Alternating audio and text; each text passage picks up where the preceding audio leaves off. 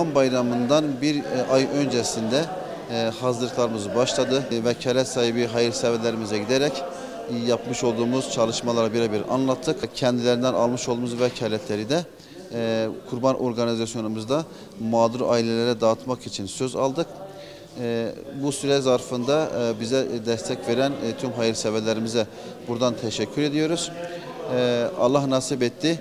Hayırseverlerimizin aracılığıyla şu an bugün Kurban Bayramı'nın birinci günde 13 tane büyükbaş kurbanlık keserek mağdur ve ihtiyaç sahibi ailelerimize yardım edeceğiz. Tabii yapmış olduğumuz yardım faaliyetleri bunlarla sınırlı değil. Van ilimizin dışında, yurt dışında da başta Gazze olmak üzere dünyanın dört bir tarafında mazlum coğrafyalarda yine kurban organizasyonları gerçekleştirdik.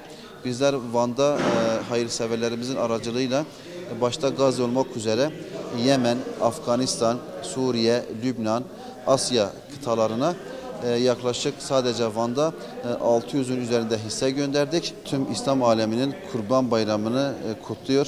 Hayırlara vesile olmasını Cenab-ı Allah'tan niyaz ediyorum.